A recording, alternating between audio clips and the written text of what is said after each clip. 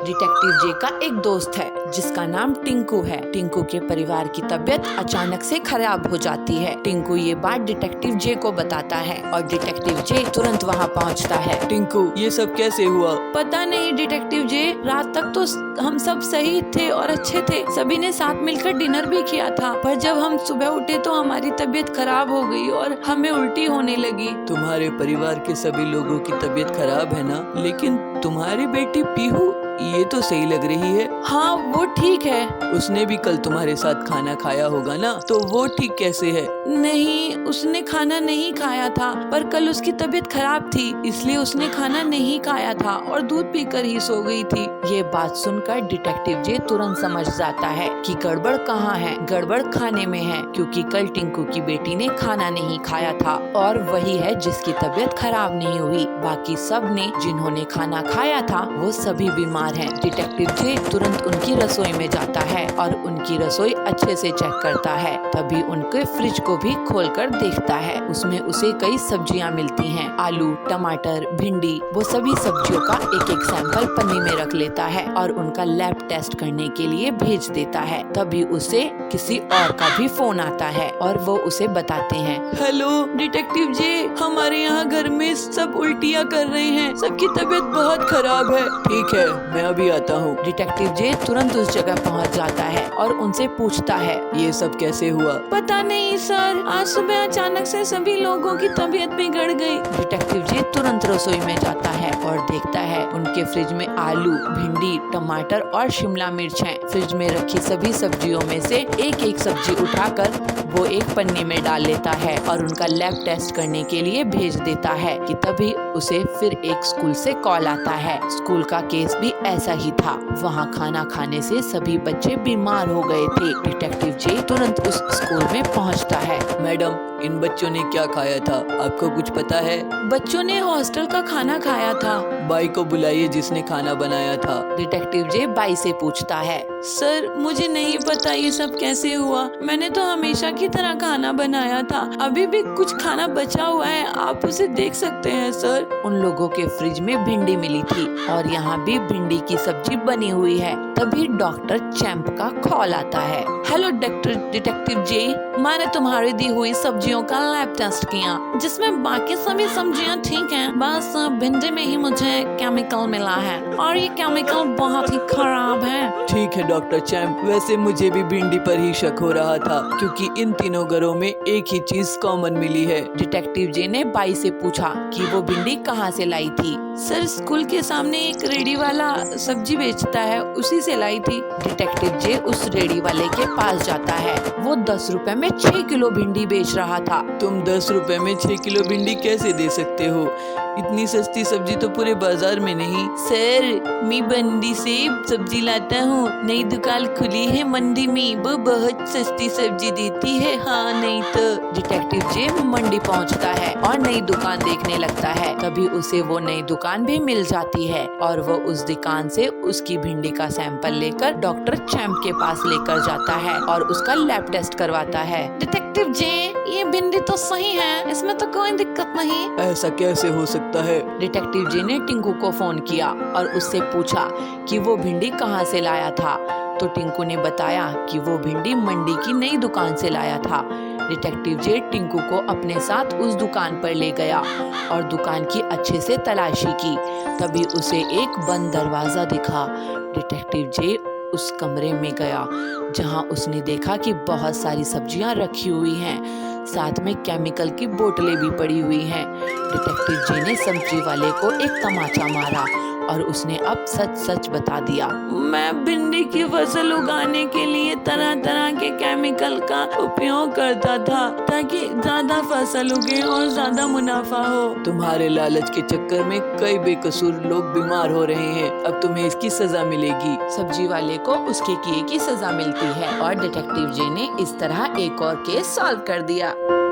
ग्वालियर के जंगल में पीलू चिड़िया रहती थी। उसकी पढ़ाई इंजीनियरिंग में हुई थी। वो बहुत मेहनत और तेज दिमाग की चिड़िया थी। वो शहर में बहुत से बिजनेस को समझने के बाद खिलौने बेचने की दुकान खोलती है। पीलू बहुत वैरायटी के खिलौनों को बेचा करती थी। एक दिन गांव का प्रधान कड़क सेठ अपनी पत्नी बबली चिड़िया के साथ पीलू की दुकान में आता है। पीलू, हमने तुम्हारे खिलौने के बारे में बहुत सुने हैं। हमें कुछ इम्पोर्टेड खिलौने दिखाओ।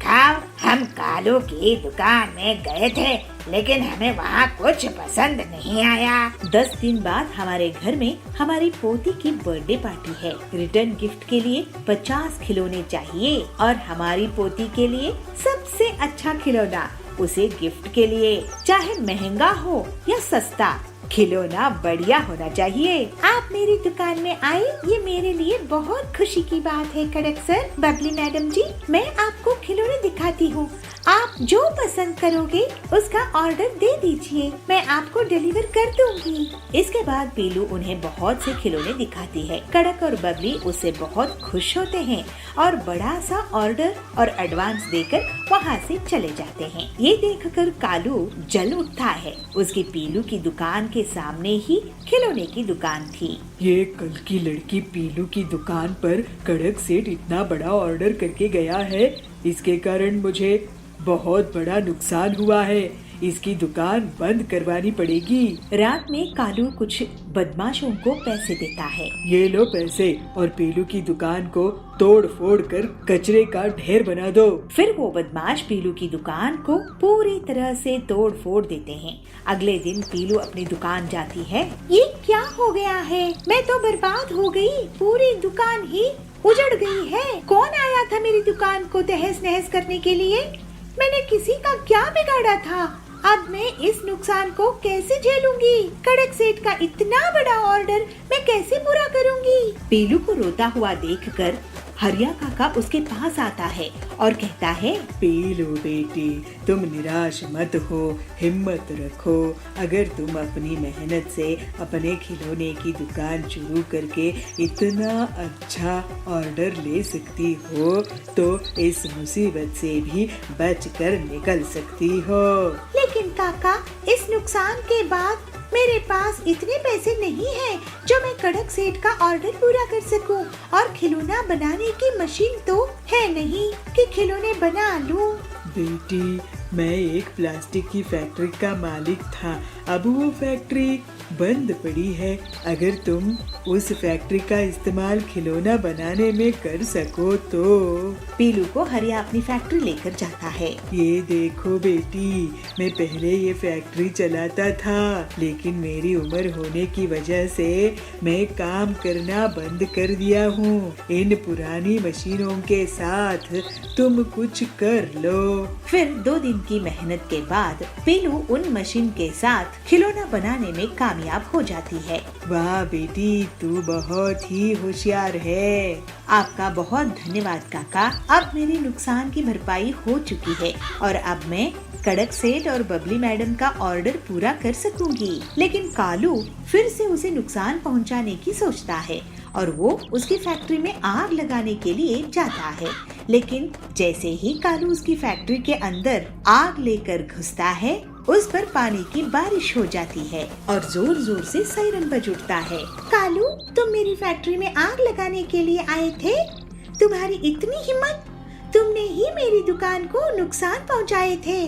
कालू वहाँ से भागने की कोशिश करता है, लेकिन तभी कड़क सेठ के आदमी उसको पकड़कर पुलिस में दे देते हैं। कड़क सेठ अपनी पोती के खिलौने की सिक्योरिटी के लिए गार्ड्स लाए थे कि अब कोई फिर से मेरी दुकान में हमला करके खिलौनों को नुकसान न पहुंचा पाए। इस तरह से पीलू खिलौनों की मशीन के साथ अपना ऑर्डर पूरा करने में कामयाब होती है। पीलू खिलौनों की मशीन से खुद से खिलौने बनाने लगती है। पीलू का बहुत जल्द बहुत नाम हो जाता है और बहुत फायदा होता है। हरिया काका, आपका बहुत धन्यवाद। मैं अपने कारोबार में बहुत तरक्की कर रही हूँ। बेटी, ये तेरी मेहनत का नतीजा है। और फिर पीलू की एक बहुत बड़ी फैक्ट्री हो गई। पीलू अब हंसी खुशी रहने लगी। एक जंगल में बबली पीलू से बिल्कुल भी प्यार नहीं करती थी क्योंकि पीलू उसकी सौतेली बेटी थी।